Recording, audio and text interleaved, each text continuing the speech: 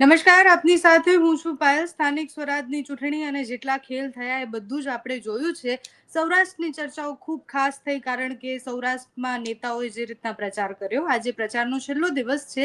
વિસ્તારથી સૌરાષ્ટ્રનું ચિત્ર સમજવું છે કે આ વખતે સ્થાનિક સ્વરાજની ચૂંટણીમાં જનતા હવે શું ખેલ કરવાની છે. અત્યાર સુધી નેતાઓને જે કરવું હતું એ બધું જ કરી દીધું છે.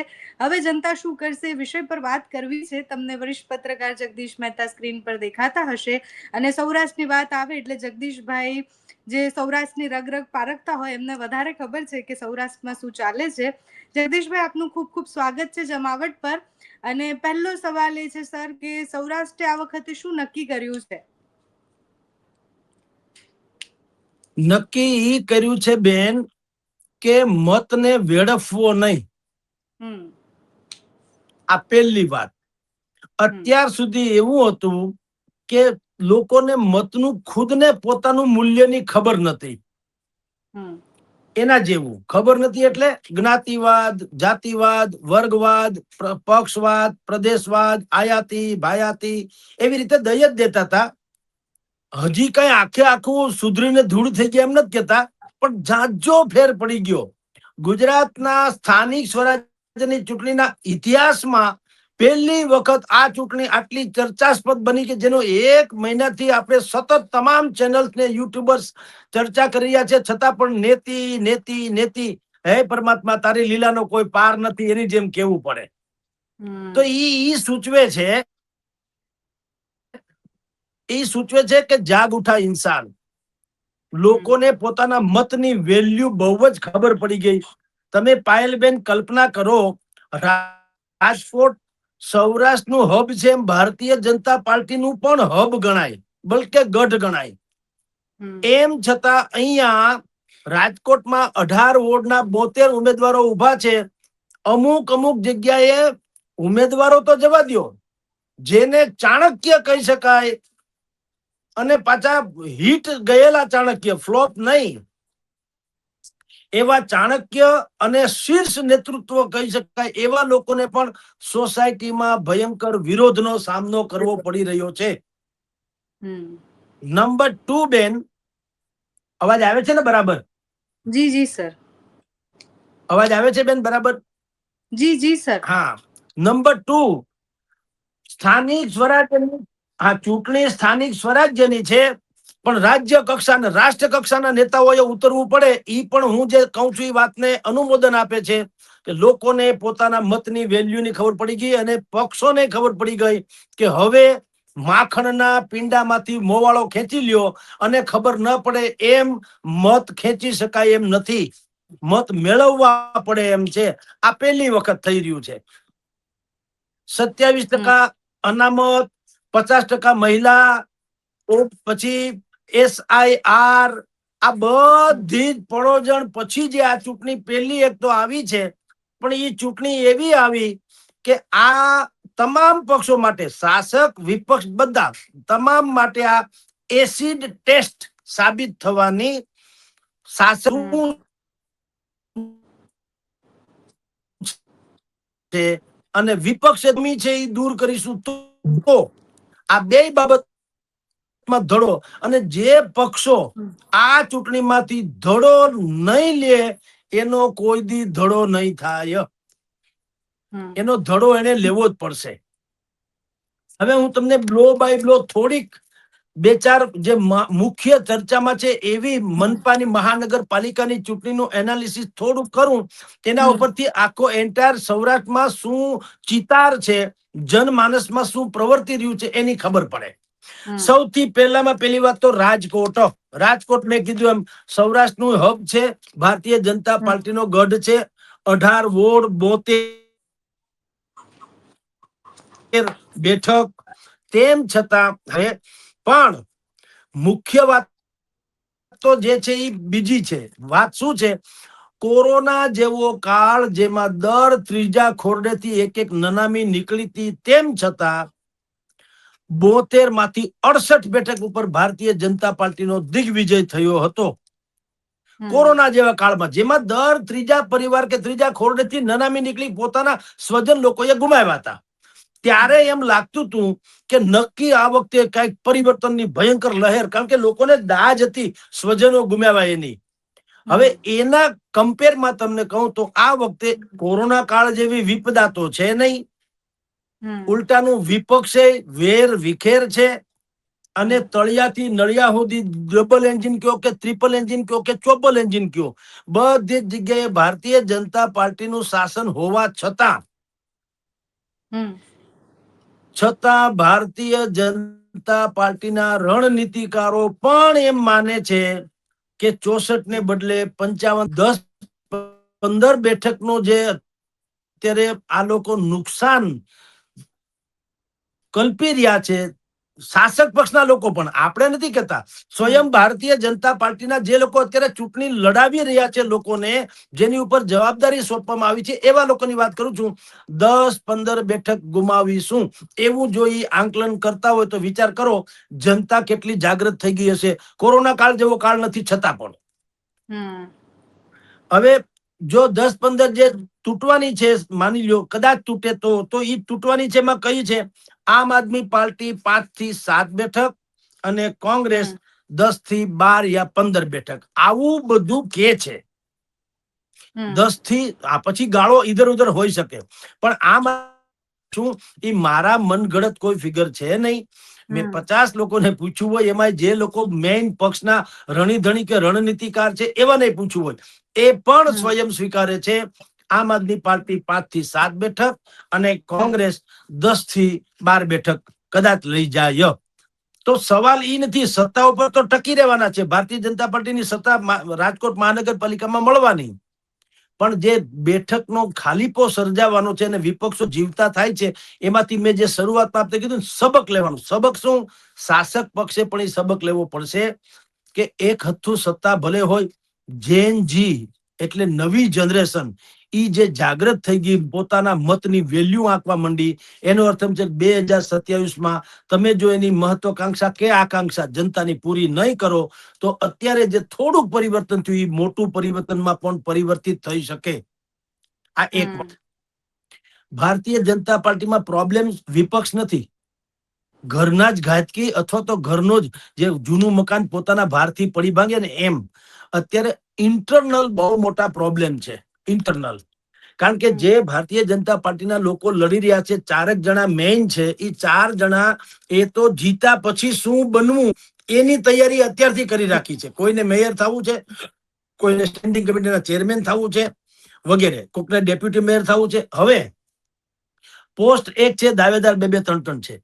એટલે અત્યારથી એ લોકો શું કરે છે કે પોતાના જે હરીફ માને છે એનો કાંટો કાઢી નાખવા માટે થઈને સક્રિય થયા છે. આને કહેવાય માહો માહ, અંદરો અંદર ડખા. બરાબર. અને પછી અને એક મોટી લહેર તો એન્ટી એસ્ટાબ્લિશમેન્ટની તો છે જ, આખા રાજ્યમાં છે, પણ નિર્વિકલ્પે, કારણ કે એવો સક્ષમ વિકલ્પ, સબળ વિકલ્પ કોઈને મળ્યો નથી, એટલે બધા એમ માને છે કે 100% ભારતીય જનતા પાર્ટી ભલે ઉગરી જશે પણ સબક તો એને શીખવાડવામાં આવશે, એટલે સબક શીખશે ભારતીય જનતા પાર્ટી, એલર્ટ થઈ જશે તો 17માં 2027માં એને વાંધો નહીં આવે. અને ભારતીય જનતા પાર્ટી બાબતમાં પંકાયેલી છે પરિવર્તન કરવામાં, જેમ કે આ વખતે પણ એને પરિવર્તન કર્યું. 60+ ના લોકોને ન આપવા, 3 થી વધુ ચૂંટણી લડેલા જીતેલા એને ન આપવા, સગાવાદ તરફ ન જવું વગેરે વગેરે. તો પરિવર્તન કરે. અત્યારે પણ રાજકોટ મહાનગરપાલિકાની 72 બેઠકમાંથી 70% જેટલા યંગસ્ટર્સ એટલે જેન જી કહી શકાય એવા ડોક્ટર્સ ને એન્જિનિયર કક્ષાના અથવા તો કમસે કમ યુવાન કે ફ્રેશ નવા ચહેરા એને મૂક્યા. એટલે પરિવર્તન ભારતીય જનતા પાર્ટીનો બીજ મંત્ર બનતો જાય છે. એટલે આ સ્થાનિક સ્વરાજ્યની ચૂંટણીમાં હું હજી 2-3 બીજી તમને વર્ણન કરી દઈશ, એના ઉપરથી આંકલન થઈ શકશે કે જનમત શું છે અને એના પછી જે ધડો લેશે એનો ભવિષ્યમાં ધડો થવાનો. વાત કરીએ જામનગર મહાનગરપાલિકાની, ત્યાં 16 વોર્ડની 64 બેઠક છે. 16 વોર્ડ 64 બેઠક. ભારતીય જનતા પાર્ટીનું શાસન હતું, છે અને સંભવતઃ રહેશે એમ એ માને છે.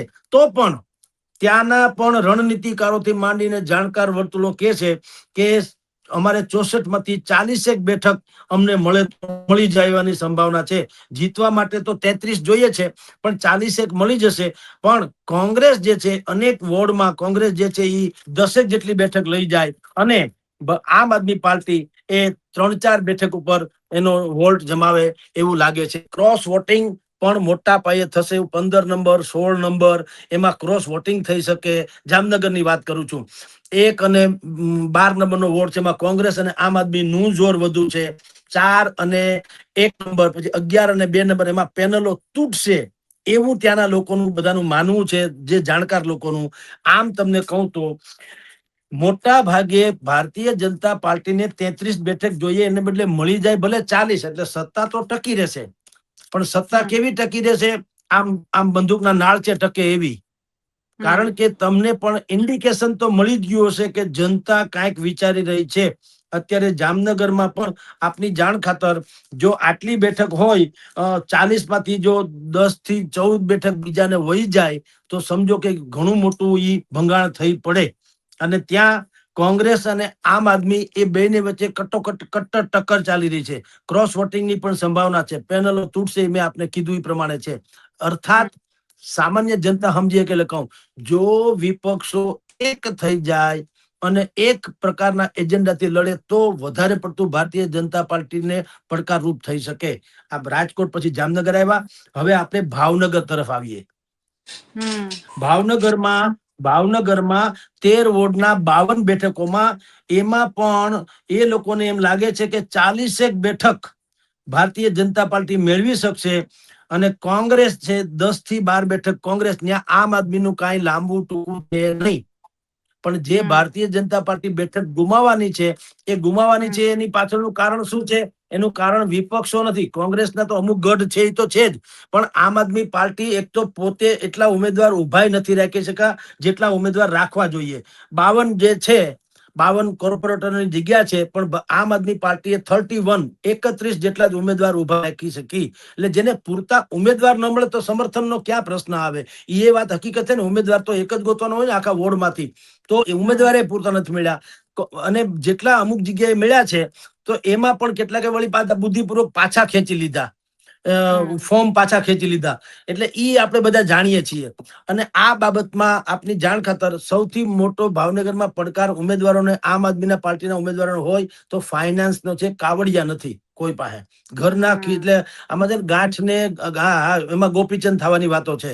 એટલે એમાં જે પ્રોબ્લેમ એક તો ઈ છે. બીજું, કાર્યકરો બુથ લેવલના હોવા જોઈએ, એ પણ ધાર્યા એવા મળ્યા નથી. નહીતર ઈ બ્રિજરાજસિંહ સોલંકી આમ આદમી પાર્ટીના તેજો તર્રાર જેને કહી શકાય એવા નેતાનું આ ગઢ છે. પણ જે અંદર પ્રોબ્લેમ છે એ આ છે, માહોમાં ભારતીય જનતા પાર્ટીમાં પણ ડખો છે. જીતુ વાઘાણીના અને બાકીના બેન જે છે એના નેતાઓના ગજગરા અહીંયા ટકરાઈ રહ્યા છે. એટલે ભલે ભાવનગરમાં મેં કીધું 52 માંથી 40 બેઠક મેળવીને ભારતીય જનતા પાર્ટી જીતી જશે, પરંતુ આ ત્રણેયની મેં જે આપણે ચર્ચા કરી, રાજકોટ, ભાવનગર અને જામનગર, એ ત્રણેયમાં કોમન ફેક્ટર શું છે? ભારતીય જનતા પાર્ટીનો અંદરનો વિરોધ અને માહોમાં ગજગરા અને વિપક્ષોની એકતાનો અભાવ. જો આ બે વસ્તુ જે છે એનું પરિણામ તમને 29મીએ જોવા મળવાનું, 28મીએ. હવે ઈ પરિણામ જોયા પછીથી મૂળ વાતો ઈ છે બેન, કે આમાં જેનું જે પરિણામ આવશે એ આપણે કહીએ એમ થાય કે ઇધર ઉધર બે લીટી થાય, તો પણ મૂળ આ ચૂંટણી છે એ ગુજરાતના સ્થાનિક સ્વરાજ્યની ઇતિહાસની ચૂંટણીના ઇતિહાસમાં સબક શીખવાડનારી ચૂંટણી થવાની. સબક દરેક પક્ષને, શાસક પક્ષે એમાંથી સબક લેવો પડશે કે હવે 27માં શું કરીએ તો આ સમાજનો રોષ છે એ ખાળી શકાય. અને વિપક્ષે એમ કરવું પડે કે શું રણનીતિ ઘડીએ તો જનતાની આકાંક્ષા ઉપર ખરા ઉતરી શકાય. આ પ્રકારની આ ચૂંટણી થઈ રહી છે બેન. જી જગદીશભાઈ, કયા કયા ફેક્ટરો સૌરાષ્ટ્રમાં ભારતીય જનતા પાર્ટીને પડકાર પડ્યા? કયા ફેક્ટર? એટલે કે એક બાજુ આમ આદમી પાર્ટીનું મજબૂતાઈથી ત્યાં તૈયારીઓ કરી અને જે રીતના પ્રચાર કર્યો, એ વિસાવદર વાળા આખી વાત જે છે કે ગોપાલ ઇટાલિયાની ત્યાં જીત થવી અને પછી સૌરાષ્ટ્ર પર આમ આદમી પાર્ટીનો ફોકસ. કોંગ્રેસની આપણે વાત કરીએ તો કોંગ્રેસના મૂળિયા હજુ પણ સૌરાષ્ટ્રના ગામડાઓમાં તો ખૂબ મજબૂત જ છે. એટલે કોંગ્રેસ પણ હવે મહેનત કરવા પર આવી છે. ભારતીય જનતા પાર્ટીને સૌથી વધારે કયું ફેક્ટર નડવાનું છે ત્યાં સૌરાષ્ટ્રમાં? જુઓ, ભાજપને તો છોડો બેન, હું ત્રણેય પક્ષ માટે કહું ને, ઓવરઓલ આખી ચૂંટણીનું પણ કહું, કોઈ મુદ્દો કામ નથી કરવાનો, અત્યારે નથી કરી રહ્યો. બે જ મુદ્દા મુખ્ય છે, બે જ only: pro government, anti government. That's all. બાકી બધા સામાન્ય. તમે વિચાર કરો અહીંયા રાજકોટમાં અમારે કોર્પોરેશનમાં અહીંયા જેટલા લોકો લડી રહ્યા છે ભારતીય જનતા પાર્ટીના, એને જે બેનર પોસ્ટર સ્ટીકર્સ વગેરે લગાડ્યા છે, એડવર્ટાઇઝમેન્ટ કરી છે દરેક જગ્યાએ, અંડરબ્રિજ ઓવરબ્રિજ વગેરે વગેરે, ડિજિટલાઇઝેશન, એમાં શું લખ્યું છે? યુસીસી લાવનારું પહેલું રાજ્ય, ટ્રિપલ તલાક કરનારો દેશ, તમે એને મત આપો, સક્ષમ બનાવો, સર્જિકલ સ્ટ્રાઇક વગેરે. ભલા માણા, આ મહાનગરપાલિકાની ચૂંટણી છે, એમાં રોડ, નળ, ગટર, લાઇટ, તમારી જાણ કે શિક્ષણ, આરોગ્ય, એની વાત હોય, એ યુજીસી ના અંતે એને ક્યાં આને યાર કઈ લેવા દેવા છે? એનો અર્થ એ છે કે અમુક નેતા તો બિલકુલ હવે તો આ ઠીક છે, નહીતર જો કોઈ કોર્પોરેટર ને કોઈ આમ તાણ્યા નથી રહેતા, પણ જો કોકને ના કરવામાં ન આવે તો લગભગ ઇઝરાયલની સંધિ ટ્રમ્પ કરતા વહેલા આ કરી દે એમ છે. આટલી હદે અત્યારે ચાલી રહ્યું છે. તો એનો ગુજરાતી ઈ છે બેન કે સ્થાનિક મુદ્દે કોઈ છાતી ઠોકીને કહી શકે એમ નથી કે અમે તમારા પ્રશ્નો હલ કરશું, એટલે યુસીસી ફલાણા ઢીકણું જે હોય તે. વિપક્ષમાં ઈ પ્રોબ્લેમ છે. એક તો વિપક્ષ કોંગ્રેસ તો સામાન્ય રીતે મોડે અથવા તો ચૂંટણી ટાણે જાગવા ટેવાયેલી છે, તો આ વખતે જાગી ખરી, થોડી વહેલી જાગી, કિસાન આક્રોશ રેલીઓ અને બધું એને કાઢ્યું ખરું, પણ એ હતું હું અવસર ચૂંટણીનો હતો, એટલે પાછું સક્રિયતા જે છે ને 24/7 ની હવે હાલશે. આ પ્રોફેશનલ થઈ ગયું છે, કેરિયર છે, આ બિઝનેસ વન કાઇન્ડ ઓફ છે. આ હવે સેવાનું માધ્યમ નથી રહ્યું, સેવાના નામે ચાલે છે, સેવાનું માધ્યમ નથી. એક ટિકિટ ખરીદવાના શબ્દ વાપરું છું, એક ટિકિટ ખરીદવાના જે છડે ચોક એમ કેતા હોય કે મેં 20-25 લાખ રૂપિયા આપ્યા છે અને એક બેઠક લડવા માટે 2-3 કરોડ રૂપિયા જો વાપરવા લયા, તો ઈ સેવા કેવી? તમે ક્યાંય સાંભળ્યું કે સેવા કરવા માટે કોઈ ખરપાઈ જાય? આમ તમારે સેવા જ કરવી છે. અહીંયા અમારે રઘુવંશી સમાજ રાજકોટમાં છે, એ રીસાણો છે, ભારતીય જનતા પાર્ટી અમને અન્યાય કર્યો છે, અમારા લોકોને કાપી નાખ્યા વગેરે વગેરે. હું તમને એમ કહું ભાઈ, તમારે જો સેવા જ કરવી હોય જનતાની, તો ભાજપ હું કોંગ્રેસમાં ઉભા રહ્યો, આમ આદમીમાં ઉભા રહ્યો, સેવા જ કરવી છે ને, કે કઈ મેવા સેવાના નામે મેવા લેવા છે? તમારું રિહાણું બરાબર છે કે તમે અહીંયા મોટી સંખ્યામાં છો, એ જ્ઞાતિ લેવલે તમને મળવી જોઈએ બેઠક, ની બધું સાચું, એમાં ના નથી, પણ તમારે જો ખરા અર્થમાં સેવા જ કરવી હોય જનતાની, તો સેવા કરવા માટે તમારે આ કરવાની ક્યાં જરૂર છે કે મને ફલાણાની ટિકિટ મળે તો જ હું સેવા કરી શકું? અહીંયા ગુજરાતમાં એવું તો નથી કે જનતાની સેવા કરવા માટે તેને ભારતીય જનતા પાર્ટીનું સદસ્ય હોવું ફરજિયાત છે, નહીતર કોઈને સેવા કરવાનો નહીં દેવામાં આવે, એવો ફતવો તો બહાર પડ્યો નથી. અહીંયા હજારો લાખો લોકો એવા છે, અહીંયા ગુજરાતમાં, તમને સૌરાષ્ટ્રમાં લાગે હજારો લોકો એવા છે જે કોઈ પક્ષમાં નથી, પણ એ દરેકના હૃદયમાં છે. યા તો એ રાહત રસોડા ચલાવે છે, યા કોઈને મદદ થાય છે, દાન ધર્મ કરે છે, સમૂહ લગ્ન કરાવડાવે છે, કરિયાવર દે છે, ઘણું બધું કરે છે. તો એને કોઈ પક્ષની સેવા જ કરવી છે તો પક્ષનો ક્યાં પ્રશ્ન આવે? એટલે આપને કહું છું, બે જ મુદ્દા મુખ્ય છે આ ચૂંટણીમાં, પ્રો ગવર્મેન્ટ, એન્ટી ગવર્મેન્ટ. 30 વર્ષથી ગુજરાતમાં ભારતીય જનતા પાર્ટીનું શાસન છે, એટલે જે પશ્ચિમ બંગાળમાં જ્યોતિ બસુ ડાબેરી હતા, એની વિરુદ્ધમાં મમતાબેનનું 15 વર્ષથી શાસન છે, એટલે અત્યારે પરિવર્તનની લહેર દેખાઈ રહી છે. પછી તો જે થાય તે, ગઈકાલે પરમ દિવસે મતદાન થયું, 92% મતદાન થયું, લોકોએ આપ્યું, 90 થી 92%, હાઈએસ્ટમાં હાઈએસ્ટ. તો એનું ગુજરાતી શું સમજવું કે પરિવર્તનની લહેર, લોકો એકને એક શાસનથી અથવા તો એકને એક પદ્ધતિ કંટાળીને કઈક ચેન્જ માંગતા હોય છે, એવું વિશ્લેષકો માને છે. હવે ન્યા પછી પરપોટો જે ફૂટે તે, મમતા બેનર્જી આની મંડળી એમ કે છે કે SIR જે ધરાર કરે એવું એની વિરુદ્ધનું છે, એટલે એ તો પછીની વાત છે. હા, પણ સરવાળે અહીંયા સૌરાષ્ટ્રને હું પાછો ફરું તો તમને કહું, પરિવર્તનની લહેર ચોક્કસ છે. એટલે તો હર્ષભાઈ સંઘવી અને મુખ્યમંત્રી ભૂપેન્દ્રભાઈ પટેલ જેવા રોડ શો કરવા પડ્યા સ્થાનિક સ્વરાજ્યની ચૂંટણીમાં. 30 વર્ષથી આપણે શાસનમાં છીએ, આપણે સમાજના વિકાસના કામ કોઈ કચાશ નથી રાખી, દરેક તમે ડિસ્પ્લે કરી શકો એમ છો કામ, સમાજના કામો તમે જે કર્યા ભારતીય જનતા પાર્ટીની સરકારે, એ તમે ડિસ્પ્લે દેખાડી શકો નક્કર કે જુઓ આને કામ કહેવાય કે નહીં એમ.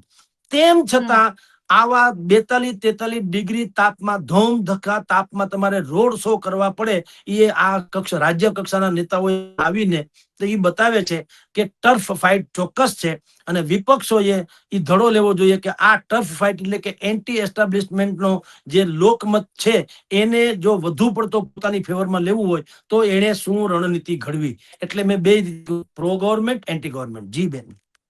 હમ જગદીશભાઈ, આમ આદમી પાર્ટી જો આપણે અત્યારે તમે જેમ અનુમાન લગાવ્યું એમ મહાનગરોમાં એન્ટ્રી કરે છે તો 2027 માટે કોંગ્રેસ અને ભારતીય જનતા પાર્ટી માટે અઘરું બની શકે એવું અત્યારે દેખાઈ રહ્યું છે. પ્લસ વિસાવદર અને ગોપાલ ઇટાલિયા ફેક્ટર કેટલું આ વખતે કામ કર્યું એ વિસ્તારોમાં?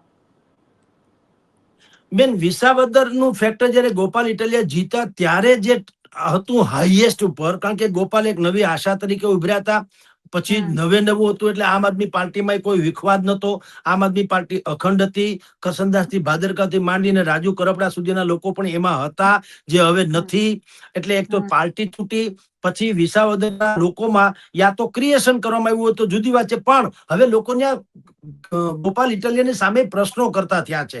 અનેક વિડીયો હમ તમે સોશિયલ મીડિયામાં જોઈ શકો છો. લોકો શોધે છે, એમ કે છે કે અમારા ફોન નથી ઉપડતા, વગેરે વગેરે. હવે એ રણનીતિનો ભાગે હોઈ શકે, એમ નથી કેતો. ટૂંકમાં મેં કીધું ક્રિએટ, કોકે કીધું હોય કે આવું કરો તો એની આબરૂ ઘટે, એમે હોઈ શકે. પણ વાત તો એક હકીકત છે કે જે ફેક્ટર ગોપાલ ઇટાલિયાનું એક સમય હતું જ્યારે તેઓ શ્રી આજથી 9-10 મહિના પહેલા જીત્યા હતા, એટલું ફેક્ટર રહ્યું નથી. એમાં ઘણા ઉતાર ચઢાવ આવ્યા છે. પાર્ટીમાં બ્રેકઅપ થયું, તૂટી બૂટી. પછી કેટલાક ઉમેદવારો ઉભા રાખવામાં પણ વાકાચૂકી વ્યવસ્થા કરી. કેટલાક જે મૂળ સ્થાપકોમાંના હતા આમ આદમી પાર્ટીના, એ લોકો ક્યાંય ગોત્યા જડતા નથી. હું તમને 2-3 દાખલા આપું. ધારો કે ગોંડલ નગરપાલિકા, તમે વિચાર કરો. અત્યારે ત્યાં જીગીસાબેન ને બધો પ્રભારી જેવા બનાવ્યા એવું આપણે જાણીએ છીએ. જીગીસાબેન બધું લડી રહ્યા છે, રાઈટ? પણ હમ તમે વિચાર કરો, તમે ત્યાં રાખ્યા તો ગોંડલમાં એક નગરપાલિકામાં એક પણ સદસ્યને એને ઉભા ન રાખ્યા. ભાઈ, એવું બને કોઈ દી? ઈ કેવું કહેવાય? તમે વોક ઓવર આપી દો, એ કેવું કહેવાય? તો આ પ્રકારની જે મિસમેનેજમેન્ટ કયો અથવા તો સેટિંગ્સ જે કયો તે, પણ જે તમારા ઉમેદવાર ઉભા આખા સ્થાનિક સ્વરાજ્યની ચૂંટણીમાં 9,960 જેટલી, એટલે કે 10,000 જેટલી બેઠકો ઉપર નાની મોટી લડાઈ રહી છે. બરાબર છે બેન? એમાં આમ આદમી પાર્ટી 5,000, ઈસુદાન ગઢવીના કહેવા પ્રમાણે 5,000 ઉમેદવારો છે. તો તમને અડધા પડધા તો ઉમેદવાર નથી મળ્યા. ઈ કેવું કહેવાય? સમર્થક તો પછીની વાત છે, મતદારો પછીની વાત. ઉમેદવાર ન મળે એ કેવું કહેવાય? 5,000 થી વધુ ઉમેદવાર લડતા નથી 10,000 માંથી. તો કોંગ્રેસમાં પણ આમ કે છે કે અમને ભારતીય જનતા પાર્ટીના લોકો દબાણ કરે છે, વેચાણ તો લઈ લેવો, ખરીદ વેચાણની વાત કરે છે, યા તો લલચાવે છે. પણ કોંગ્રેસે પણ 960 જેટલા બેઠકોમાં મેન્ડેટ જ ન આપ્યા. બોલો, હવે એનું શું કરી લેશો? કોંગ્રેસ જેવી પાર્ટીએ 960 ઉમેદવારોને મેન્ડેટ નથી આપ્યા. બોલો, હવે ન્યા ક્યાં દબાણ આવ્યું? ઈ આવ્યું હોય તો કોના ઉપર? પક્ષ ઉપર આવ્યું હોય તો ભલે, બાકી ઉમેદવાર જ નથી રહ્યા, દબાણનો ક્યાં પ્રશ્ન છે? તો સવાલ ઈ છે બેન, આમ આદમી પાર્ટી અને કોંગ્રેસ, એ બેયે જે ત્યાં ભૂલ કરી, અહીંયા ભૂલ કરી કે કમસે કમ એને ચૂંટણી પૂરતું એક થઈ જવાની જરૂર હતી. એ ખબર નહીં શું કામ નતો. ઉલટાનું એકબીજાની સામે થૂકાથૂકી કરે છે. તો તમારી જાણ ખાતર, બે બિલાડી ઝઘડે ને, આપણે નાનપણમાં પંચતંત્રની વાર્તાથી માટે નાના બાળપોથીમાં આવતું, બે બિલાડી ઝઘડેમાં હંમેશા વાંદરો જ ખાટી જતો હોય છે. એવી રીતે આ બંને જે સબળ કહેવાતા સબળ પક્ષોની લડાઈમાં ભારતીય જનતા પાર્ટીને ભાગશાળીને ભૂત રળે. એક તો પોતાનો આંતરવિગ્રહ ને જે કઈ ડખો છે, પણ આ બે લોકો ઝઘડે છે એટલે પોતાનો આંતરવિગ્રહ, એટલે 2-5-10 બેઠકમાં નુકસાન પહોંચાડે, પણ સત્તા જાળવી રાખે ભારતીય જનતા પાર્ટી. એટલે મેં આપને કીધું એમ કે હવે ગોપાલ ઇટાલિયાનું ફેક્ટર જે છે એ પેલા જેવું એટલા માટે નથી કે એના જે કેટલાક કહેવાતા, જેને કહેવાય નેગેટિવ પોઈન્ટ જે છે, એ તો રાજુ કરપડા અને ભાઈ કરસનદાસજી ભાદરકા એ બધા ઉજાગર કરી રહ્યા છે. તો કેટલાક લોકોને જે કશી જ ખબર નથી, એના મગજમાં તો કઈક થાય જ ને. તમે કોકના વિશે શંકા કરો ને, એ જીવડું નાખ્યા, ગામડામાં શબ્દ છે કે આ જીવડા નાખ્યા. એ જીવડા નાખ્યા એટલે એને ખદબદવા માંડે, કાંઈક લોચો છે એવું લાગે. તો એવી આશંકા તો આ લોકોએ પેદા કરી દીધી. એટલે તમારી જાણ ખાતર ગોપાલ ફેક્ટર જે કહેવાય છે હાલે છે પટેલોના ગઢમાં. અહીંયા રાજકોટમાં 2 જગ્યાએ મિટિંગ કરી ગયા હમણાં, પણ પટેલોના ગઢમાં, મવડી જેવા વિસ્તારમાં, જ્યાં નીકળા પટેલ સમાજ છે. તો પટેલ પાટીદારોમાં એમાં હજી ગોપાલનું વર્ચસ્વ છે ને, એ પોતે ઓરેટરીમાં એમાં કઈ ઘટે નહીં, એટલે એ ચાલે છે. પણ તમારે as a party, as a team leader જે કામ કરવું જોઈએ, એમાં હજી ઘણી કચાશ છે. એ આ ચૂંટણી જે છે તમામ પક્ષો માટે થઈને ખરા અર્થમાં 2027માં જે લડાવવાની છે મેઇન ચૂંટણી, એના માટે સબક શીખવાડતી ચૂંટણી થવાની બેન. જી જગદીશભાઈ, એકદમ ક્રિસ્પમાં સમજવું છે. તમે આમ તો આખું વિસ્તારમાં શું શું ચાલ્યું, શું ન ચાલ્યું, બધું જ કહ્યું, પણ ક્રિસ્પમાં સમજીએ તો કયા કયા મુદ્દાઓ જનતાને વધારે ઇફેક્ટ કર્યા, ખરીદ વેચાણથી લઈને બહુ બધા મુદ્દાઓ એવા છે કે જે જનતાને એવું લાગે કે આ કયા લેવલ પર ચૂંટણી જઈ રહી છે, તો કયા મુદ્દાઓ આધીન, કયા મુદ્દાઓ તરફની આ ચૂંટણી લાગે છે? જુઓ બેન, આ આક્ષેપો જે છે ને ખરીદી કરી નાખવી, લલચાવવા કે દબાવી દેવા, ઈ જૂની, એમાં જનતાને એમાં રસ નથી. ઈ તો એના ને એના માણસો પછી બુદ્ધિપૂર્વક વોટ્સએપમાં બધું યુનિવર્સિટીમાં ફેલાવો કરે કે જુઓ આ છેલ્લી પાટલીએ, છેલ્લી પાટલીએ. પણ મેં તમને આની પહેલા બેન કીધું તેમ કે હાલો જેટલા છે એને દબાવ્યા, ખરીદ્યા, તમે જેમ કહો છો એમ માની લઈએ. પણ આમ આદમી પાર્ટીએ 5,000 જેટલા તો મેન્ડેટ જ નથી આપ્યા, ઉમેદવાર જ નથી મળ્યા. તો કોણ ખરીદાણું મને કયો? હાલો, એનો જવાબ શું છે? કોઈ એમ ના આક્ષેપ કરી શકે કે તમે ભાજપની બી ટીમ જેમ વર્ત્યા છો, કારણ કે તમે તો વોક ઓવર આપી દીધું. એમ કોંગ્રેસે પણ 460 જેટલા મેન્ડેટ જ નથી આપ્યા. હવે એનું શું તમે કરશો? અને રહી વાત બીજી જે કહેવાતી ખરીદી વાળી વાત છે, જો ખરીદાઈ જાય, લલચાઈ જાય કે દબાઈ જાય, હવે એને તમે જો ઉમેદવાર બનાવો તો એ શું લીલું કરે? તમે કોઈ દી સાંભળો લશ્કરનો વડો હોય એ બી થથરતો હોય કે ઓહો સરહદ ઉપર નહીં જાઓ ભાઈ, આ તો મને બીક લાગે, તો બીજા સૈન્યનું શું કરવાનું?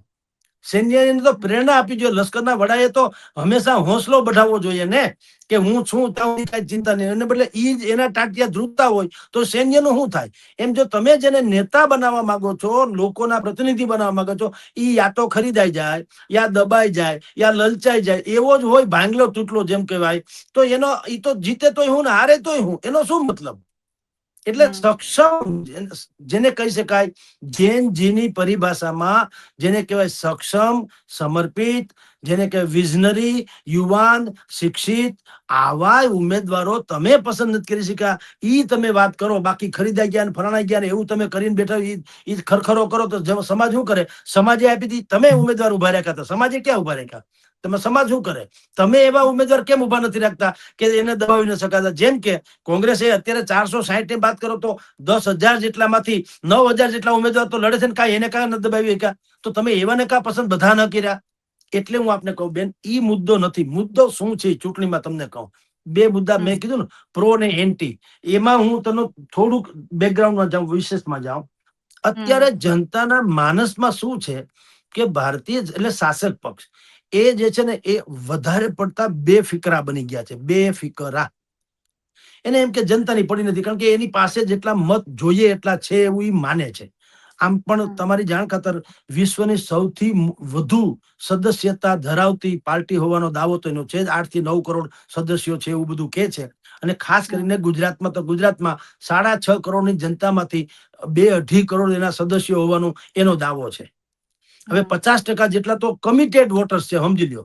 અને 30 વર્ષના શાસનને કારણે મોટા ભાગના એ લોકો જે કહેવાતા એવા નેતાઓ છે જે કમસે કમ 50-100 માણસને ભારતીય જનતા પાર્ટી ઉપર મતદાન મથક સુધી લઈ આવે, એવા લોકો મોટા ભાગના હવે લાભાર્થીની પરિભાષામાં આવી ગયા. લાભાર્થી, મતદાર નહીં, સમર્થક નહીં, ચાહક નહીં, લાભાર્થી. હવે મને જયારે કે કોઈ માણસે કઈ પડીકું, જેમ આપણને બધા આક્ષેપ કરે ને જગદીશભાઈને પડીકું મળી ગયું, એમ જેને પડીકું મળી જાય એ તો પછી બીજાને એમ જ કરે. તો સવાલ ઈ છે બેન કે મોટા ભાગના લાભાર્થી બની ગયા છે. હવે લાભાર્થી છે એને શું ફેર પડે કે ઉપર નીતિનું રાજ છે કે રાજની નીતિ છે? એને કોઈ ફરક નહીં અલબત્તા. ઈ તો બસ એક મુદ્દાનો કાર્યક્રમ, બટન દબાવો કમળમાં, વાત થાય પૂરી. એટલે તમને કહું તો કોંગ્રેસે અને આમ આદમી પાર્ટીએ પણ ઈ આત્મમંથન એ કરવું પડે એમ છે કે તમે વારંવાર ચૂંટણી હાર્યા પછી ખરખરા કરો છો, પણ જનતા સ્વયં ધારો કે તમારી ફેવરમાં થોડીક ઊભી થયું એમ લાગે છે. જે તમે અત્યારે આ સોશિયલ મીડિયાથી માંડીને બધી જ જગ્યાએ જોઈ રહ્યો છો, મેઇન ટીવી ચેનલોમાં જુઓ શું આવે છે. ઈ જ તો વાત આવે છે કે જનતાને એમ બદલાવ, પરિવર્તન ઈચ્છે છે, અથવા તો જનતાને એમ કમસે કમ એવું તો લાગે છે કે વર્તમાન સરકાર જે છે અથવા તો ભારતીય જનતા પાર્ટી સરકાર બેફિક્રી, એટલે જનતાની પીડાથી થોડે વિપરીત એવી બેફિક્રી થઈ ગઈ છે. તો એનું તમે ઇન્કરેજ, તમે એનો લાભ ન લઈ શકો તો નબળાઈ વિપક્ષની ન ગણાય? એ જ ગણાય. એટલે મુખ્ય મુદ્દો આ જ છે કે તંત્ર, જો તમને કહી દઉં ખબર પડે સાંભળનારાને પણ, એટલે તંત્રનું રાજ છે, નેતાઓનું નથી, એવી એક છાપ છે. અધિકારીઓનું રાજ જેને કહેવાય ને, બ્યુરોક્રસી. અને બ્યુરોક્રસી એટલી બધી બેફામ બની ગઈ છે કે જનતા ત્રાહિમામ થઈ જાય. અમે એટલે કે સામાન્ય નાગરિક કોઈ પણ જગ્યાએ જઈએ તો અમારી એટલે હાલત દયનીય હાલત હોય, ભિખારી જેવી. એટલે ભાઈ અમે નાગરિકો છીએ, ટેક્સ પેયર્સ છીએ, તો અમને ગરિમા, જેમ હર્ષભાઈ સંઘવીએ કીધું, દરેક પોલીસ થાણાના જે તે સમયે એને મિટિંગ કરી હતી ત્યારે એને કીધેલું કે ભાઈ આવનારો દરેક માણસ આરોપી નથી હોતો. તમે એને પાણીનો ગ્લાસ આપો, તમે એને પૂછો, જેમ આપણે કવિ દુલાભાઈ કાક કહે ને એવી રીતે તારા આંગણિયા પૂછીને કોઈ આવે તો આવકારો મીઠો આપજે. અને પછી એની વાતો એની સાંભળીને આડું નવ જોજે, એને ઝાપા સુધી મેલવાતું જાજે રે, આવકારો મીઠો આપજે. એ શું હતું કે ટોળા આપણા ઘરે પર 10 માણસ બેઠા હોય ને કોઈક અજાણો માણસ આપણી મદદ માટે આવ્યો હોય, પણ 10 માણસને જોઈને એને એમ લાગે કે ભાઈ બોલી ન શકે હોય, સંકોચ ખાતર ન બોલી શકે, ખાલી એમ કે સાહેબ હું તો ખાલી મળવા આવ્યો તો તમને, પણ મારે એને ઝાપા સુધી એટલે મારા ઘરના દરવાજા સુધી મૂકવા જવા જોઈએ, જેથી કરીને અમે બે એકલા હોય ત્યારે એ પોતાની પીડા રજૂ કરી શકે કે સાહેબ હું ખરેખર આટલા માટે આવ્યો હતો, પણ તમારે કુટુંબ આખું બેઠું એટલે હું બોલી ન શક્યો. એવું તંત્ર પાસેથી હવે ગુજરાતની જનતા ઈચ્છે છે કે અમે પોલીસ થાણે જઈએ તો અમે આરોપી નથી, ફરિયાદી પણ હોઈ શકીએ ભાઈ સાહેબ. અને તમે બોર્ડ તો મારો છો કે મે આઈ હેલ્પ યુ, અમે તમને શું મદદ કરી શકીએ, એવું તમે બોર્ડ તો મારો છો, તો ભાઈ સાહેબ એવું વર્તો. નાગરિકને એમ થવું જોઈએ, સલામતીનો અહેસાસ થવો જોઈએ. જુઓ, શસ્ત્ર છે ને સલામતીનો અહેસાસ પોલીસ પાસે હોય તો કરાવે, આતંકવાદી પાસે હોય તો નહીં. શસ્ત્ર ઈનો ઈ છે, પણ આતંકવાદી પાસે હોય તો ખોફ પ્રસરાવે, ખોફ. અને સૈનિક પાસે હોય તો આપણને નિર્ભયતા બક્ષે. તો અત્યારે તંત્ર 10 આંગળા ઘીમાં છે, સરકારથી માંડીને તંત્રના. તો જનતાને પ્રોબ્લેમ શું છે? તંત્ર વાહકો બેફામ બની ગયા છે, સરકાર બેફિકરી થઈ ગઈ છે, જનતા ત્રાહિમામ છે. ઈ પલટાવવું હોય તો હજી ભારતીય જનતા પાર્ટી પાસે બહેતરીન 1 વર્ષ અફલાતૂન છે. ઈ આકાશ પાતાળનો પોતાની પોલિસીમાં ફેર કરે. જનતા સ્વયં અહેસાસ કરવા જોઈએ કે મને પોલીસ થાણાથી માંડીને કલેક્ટર કે મામલતદાર કચેરી સુધી કે ગ્રામ સેવકથી માંડીને સરપંચથી માંડીને મંત્રી સુધી કે સચિવ સુધી બધા જ લોકો મને આદર આપે છે, કારણ કે we are the tax payers. અમે કરદાતા છીએ ભાઈ સાહેબ, અમે અપરાધી નથી, એમ કહું છું. તો જે માનવ ગૌરવ દિન પાંડુરંગ શાસ્ત્રીજી ના જન્મ દિવસને છે ને માનવ ગૌરવ દિન તરીકે ઉજવવામાં આવે, તો અત્યારે માનવ ગૌરવ હણાતું હોય ને એવો ભાવ છે જનતામાં, ઈ દૂર કરવાની જરૂર છે. બાકી કઈ ઘટતું વિશેષ નથી. બાકી આક્ષેપો પ્રતિ આક્ષેપો બધું ઠીક જ છે, પણ જનતાને એમ છે એટલે ભાઈ અમારું પાક નિષ્ફળ જાય તો એમાં તમને અમારે પગે શું કામ લાગવું પડે કે તમે ભાઈ જટ સર્વે કરાવો, જટ રાહત આપો, જાહેર કરો, પછી પાછા એને ફાળવો. એ બધી ભીખ માંગવા જેવી વાત શું કામ? તમને સ્વયં અને દેવાનું તો છે, દે છે સરકાર. 10,000 કરોડનું હમણાં પેકેજ જાહેર કર્યું કે ન કર્યું આ વખતે ચૂંટણીમાં, પેલો વરસાદ વરસ્યો ત્યારે, તો તમારે દેવાનું છે, એ નક્કી છે. તો ભલામણ એને ખભે હાથ મૂકીને વેલાહાર દયાવોને શું ફેર પડે? તમારા જ છે, તમને જ એને મોટા બનાવ્યા છે, તો એ તમારા છે. એવો ભાવ જે અત્યારે થોડો દૂર થતો જાય છે, એ આપણે નથી કહેતા પાયલબેન, ભારતીય જનતા પાર્ટી ના દિગ્ગજ લોકો પણ એમ જ કહે છે. હા, એટલે મૂળ વાત એટલી છે, ભારતીય જનતા પાર્ટીએ ઈ સબક લેવાનું છે. આ ચૂંટણીના પરિણામ જે આવે તે જુઓ, આછી પાતળી બહુમતીએ પણ મોટા ભાગે ભારતીય જનતા પાર્ટીની ફતેહ તો થવાની. મેં તો તમને રાજકોટ, જામનગર, ભાવનગર એના મહાનગરપાલિકાના ચિત્રો બેઠકો સાથે કહી દીધા. એમ જીતી ભલે જાય, પણ ભારતીય જનતા પાર્ટીને હવે ખાલી સ્થાનિક સ્વરાજ્યની સંસ્થાને જીતવા પૂરતું મર્યાદિત નથી. જનતાના દિલ જીતવાની વાત જે છે ને ઈ મહત્વની છે. એ દિલ જીતવા માટે 1 વર્ષ એની પાસે છે. અને કોંગ્રેસ અને આમ આદમી પાર્ટી પાસે હવે ન હારવાનું જો શરૂ કરવું હોય તો એની પાસે પણ 1 વર્ષ છે, કે જનતા જે ઈચ્છે છે એના જેવું તમારું વર્તન રહે, સતત સક્રિયતા અને આશાસ્પદ વાત, થૂકાથૂકી નહીં. તમે ભાજપની સામે ગમે એવી ગાળાગાળી ગલોચ કરો, એનાથી જનતાનું કાંઈ ભલું નથી થવાનું. તમે બ્લુ પ્રિન્ટ આપો કે અમે શું કરી શકીશું, તમે એવી બ્લુ પ્રિન્ટ આપશો, જનતા તમારામાં ભરોસો કરશે. મૂળ મુદ્દા આ ચૂંટણીના આ છે બેન. જી બેન. Okay, thank you so much Jagdishbhai. તમે બહુ જ વિસ્તારથી આખા સૌરાષ્ટ્રનું ચિત્ર ક્લિયર કર્યું છે. અને અમે જ્યારે અમદાવાદમાંથી કે બીજા કોઈ પણ જગ્યાએથી લોકો જોવે તો એમને એવું દેખાય કે આ મુદ્દા ચાલે છે, નેતાઓ આ બોલે છે, લોકોને આનાથી ફરક પડે છે, પણ વાસ્તવિકમાં ગ્રાઉન્ડ પર ચિત્ર ખૂબ અલગ હોય છે. અને એટલે જ જગદીશભાઈ, તમે આખા સૌરાષ્ટ્રનું જે ચિત્ર સમજાવ્યું એના માટે આપનો ખૂબ ખૂબ આભાર. જી નમસ્કાર બેન, નમસ્કાર.